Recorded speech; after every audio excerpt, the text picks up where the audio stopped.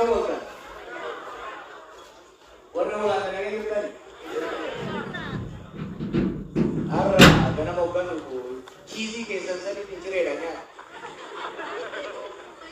yaadannoon nutti badee biyyi faranjii yeroo duraati eeyyee osoo hin ta'in biyyi faranjii yeroo duraati masuu dhaq Amerikaa duras Kanaadaa duras Ingilizii hunda duras biyya tana bara 2004 yeroo gannaa keessa hagayya haqatu adoolessa keessatti fakkaata yeroo Singapore barachaa ture san achi naaf feeranii asitti leenjii dargaggoota ta'u gurmeessaa ture keessattuu yeroo rakkoon immigireeshinii wal qabatee namni adda addaatiin godaanee asii kunii fi warri biyyaa wal keessa dargaggeessi kun rakkoo qaqqabaachaa ture irratti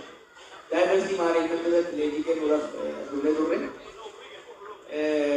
barri galata qabdi jechuun yeroo duraatii biyya faranjii arge adii akkana baay'eetu arge biyya kana kennaa barri gochuu danda'u saniyaas haga ta'e kakkanetti baay'ee asitti deddeebi'ee Awurooppaa keessa hoggan deemu hiriyoota sasii waan hin qabu lafti ani yeroo baay'ee dhufu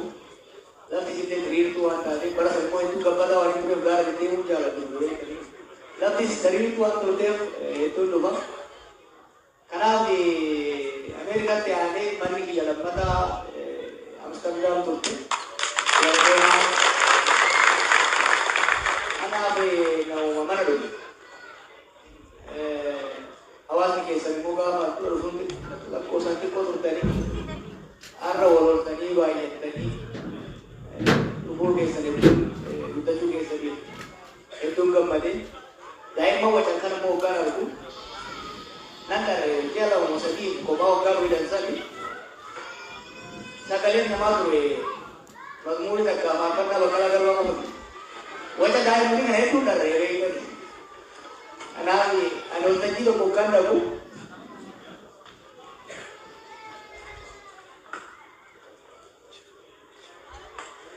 kanaaf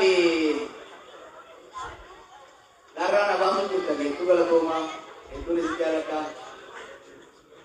baroota nu kararraa maayifamne kanatti qorra asii kana keessatti hiriira bahuu dalagaa barreessuu waajjiroota adda addaa bira dhaquun as qofa osoo ta'in hamma Paarisitti amma biyya Jarmaniitti amma Jeneevaatti deemuudhaan carraatti isin gootan yerootti nu baasuu baatus yerootti qabsaa'ota Oromoo mana hidhaa keessa jiran baasuu baatus hamileedhaan achi keessaa akka baanuuf hiree guddaa taphate carraa guddaa taphate dhiibbaa guddaa hamilee keenya baay'ee dhufaati jechuudha. Kanaaf hedduu galatoomaa keessattuu immoo gameeyyii hawaasa kanaatiiti hawaasa Oromoo gurguddoo umriin turtanii lubbuun turtanii asitti arguun hedduu nama gammachiisa. Boomlugeetaa Moosisaa irraa hoggaa kaane nama umrii isaa guutuu qabsoo kana keessa ture waan baay'ee keessa hoggaa dabaru isaan yaadannee hojjabeessine. Ayyuu akkanaa nama qabsoo Oromoo qabatamaan beeku fa'aa keessaa qabaachuu keessatti hawaasa keessan cimse Dr. Baqqalaan Awurooppaa yoo jedhan hawaasa Awurooppaa jedhamu Dr. Baqqalaa matu mataa keessa namaa dhufu maqaa abbaa isaatu yaada. Because when it comes to community building Awurooppaa keessatti Dr. Baqqalaa nama dursu jiru jechuudha. Manguddoota akka